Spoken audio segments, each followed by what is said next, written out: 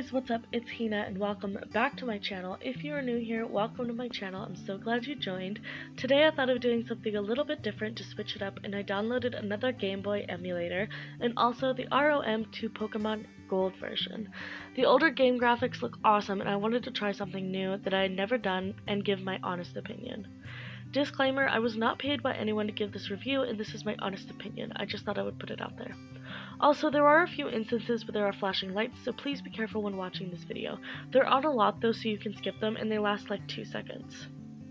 First and foremost, Pokemon Gold version came out along with Pokemon Silver in 1999 as the franchise's second generation. Their starters are Cyndaquil, Totodile, and Chikorita. However, even though Chikorita is cute, we're always going to start off with Cyndaquil, the fire Pokemon. First thoughts on the game, I really enjoy the graphics of Pokemon. It looks so cute and I knew that I was going to enjoy this game. I will say there was a part during this first beginning that I didn't really like. It starts off normal, they tell you about the mysteries to solve in the Pokemon, and then just a male. I will say I didn't really like the fact that there was no option to be a female in this version, and I was really classic and I decided to just go with Ash for his name. This room is really cute. I was honestly quite surprised I liked the design. I'm not one for older black and white or slightly less vibrant color movies, so this was a first for me. It doesn't look like that we can pretend we're sleeping in the bed, which is one of my favorite features, and as usual I went to the PC to get the potion, only to find that it wasn't there. So after I looked around my room for a bit, I went downstairs to talk to my mother. I went through the usual Pokemon startup. Mother gives me Pokemon gear, I tell her what day it is, Professor Oak has a mission for me, telephone usage, etc, until finally I exit my house to see the outside. The outside was strange to me. I first noticed the amount of green on my screen. The town is called New Bart Town, and I remember when I was recording this, I kept on thinking of Newark. The water pretty much looks the same, just older. I'm noticing a lot of dull colors, and the main brilliant colors are red, blue, and green. The others are muted. The Pokeballs are huge in this version. It looks like it's literally my size. When I entered the lab, I realized that Professor Elm was there. I honestly expected Oak? Elm tells me of Professor Pokemon and how we need to go find him, and then I received the missing potion from the lab. I honestly think that they should keep it in the PC, which of course they did later on, but let's pretend I'm in 1999. Venturing out into the wild was awesome. However, I didn't like the amount of green. There was too much green, and I like green, just not this lime color. It's really weird. My first ever Pokemon battle was a Pidgey, level 3, and it's looking like a lot of the Generation 1 are in this game. So that was interesting. I like how it kept missing attacks, and then when it finally did attack me, the screen shook. So I thought that was really cool. So it seems pretty high tech for a 1999. Mind you, 1999 was literally just a year before the 2000s started, so I can't really complain. 1999 was my older brother's birth year.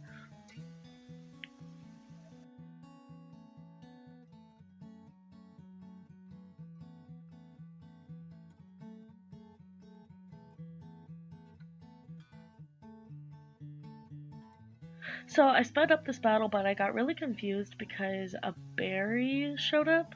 I didn't realize that Cyndaquil had a berry, and I was like, a berry? I didn't realize they didn't just have no names for berries. They were just random berries. However, I was grateful for it since my Pokemon didn't fade. I thought that the trees were blended a little too well for my liking, and then afterwards I found a fruit bearing tree, which was really cool because it gave me a berry. So I figured that's where they were now, and then I found a Sentret. Sentrets are so cute. I went through the little tutorial and this guy gave me a map card, and then I continued on to find this Pokemon. Now, I spent a good 30 minutes trying to find this man, and I hadn't read what Elm said clearly, because Elm said he lived near Cherry Grove, not in Cherry Grove, and I realized that games really only work if I pay attention. I did check out the Pokemon Center in Pokemart to see their design, and I did like it better than Pokemon Emeralds and Fire Red, ironically. And I did do some more training while I searched and got Cyndaquil to level 7. I even went back to Elm. I was so stumped.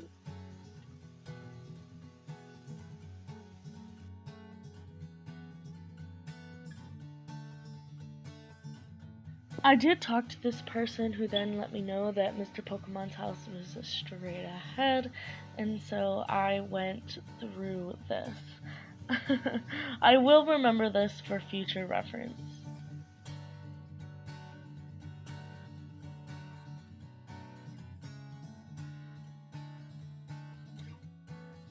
I am very embarrassed to say that I literally pronounced this as Suncureberry, and I was really confused until I took a look at it in my bag and realized that it was a poison cure berry.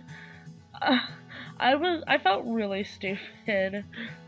I finally reached Pokemon, and he gave me a mystery egg, and I had to take it to Elm, and then Professor Oak gave me the Pokedex so that I could start tracking the Pokemon that I catch and see. And then Elm called me with an emergency, telling me that it was a disaster and that I had to come back. And so I quickly did that until this person showed up.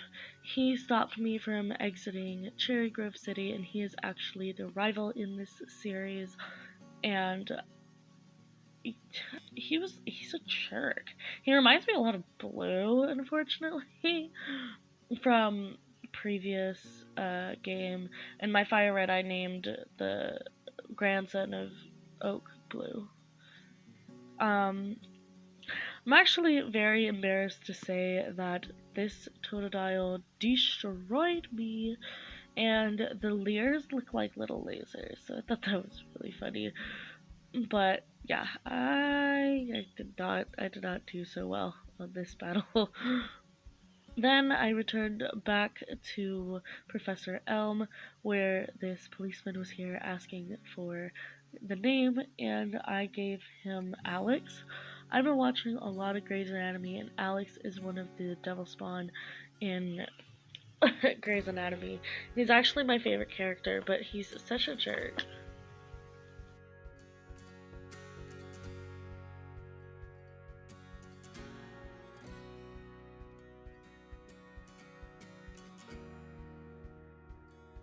I gave Elm the Pokemon Mystery Egg and had to listen to this big speech about how I'm gonna be the champion, woo woo.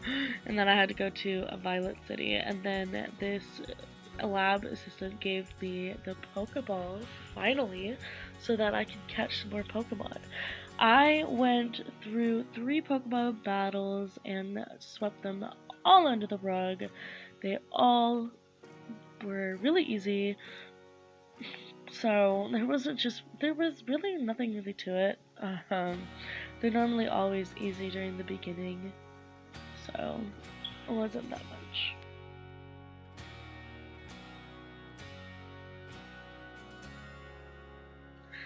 I found another Pokeball which had antidote in it, and I saw this cave. I can't go in this cave yet because I need Flash, and Flash does not come yet, so I'm waiting for that.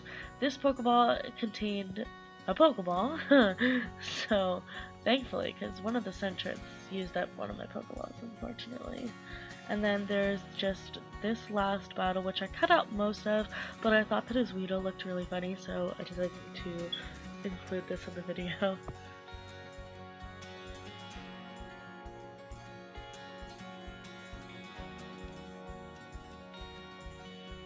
After that Pokemon battle, I found a Bitterberry, which actually heals confusion, and I had to check. As usual with new things, you have to check what things are.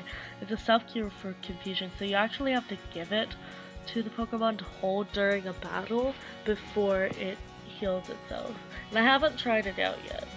Finally, I reached Violet City, and the place where my first gym leader would be. There was a tower that I needed to go through first, so I went through it, and it was actually like a shrine to Bellsprout, and it took me about 20 minutes to finalize it and defeat everyone, and they were all kind of monks, so I was trying to defeat them quickly, because honestly it was quite boring, just it's tedious and stuff, so I knew that it's because I've been editing for a while on this video, and so I had to rewatch stuff, and so that's why it's boring to me. Obviously, when I was playing this game, it was not boring at the beginning. I thought it was really funny that there were rats. I did catch this one, but I thought it was really funny that there were just rats around. It's an old, decrepit tower, so of course it's going to be rats. But I didn't find any other Pokemon except for Rattatas, so I normally just ran from those battles. And then something strange happened after this battle. My Cyndaquil evolved. Cyndaquil, or like any other starter Pokemon, you evolve at level 15 or 16, and this one evolved at level 14, and I felt that was just a little too quick, but I mean, I'm not really complaining, it's strong, it means that I'm going to defeat this battle quickly, this game quickly, and then I saw this. My rival, Alex, was here, and like I said before, he reminds me of Blue or Gary or whoever you want to call him, the rival in Pokemon Red, and he also reminds me of Kaiba because of the heart of the cards and stuff like that. So, yeah, it's really a lot about caring for animals and stuff, so I really like the message that Pokemon gives. But I know that a lot of mothers don't like Pokemon because of the fact that it's animals hurting each other. So I can understand, but I really like Pokemon. My mom got me into Pokemon. She was like, I have a whole bunch of Pokemon for you. And this was the last Pokemon battle, and he was really easy. Like, it was embarrassingly easy. And he gave me, finally, I got Flash. Now, I cannot use Flash until I defeat this gym, so here I am going to defeat Flannery, finally. I have every faith in my Pokemon that they are going to defeat Flannery and these two gym trainers. Gym trainers are normally just easy for me. I normally just blast through them, sweep them under the rug. They just give me some extra XP to level up on so that I can defeat the battle. Now, I was a little confused. I was expecting Brock level. I kept reminding myself while I was playing this game, it's an old game. This came out way before you were born. Like, just bear with it. But I felt like this first battle was just really, really easy. It's one of my easiest gym battles. The first Pokemon was out in one hit, and then his second Pokemon was only level 9, which was very anticlimactic. In Fire Red, Brock's Onix is a level 14, and I expected a bit more of a challenge. However, I did get the Zephyr badge.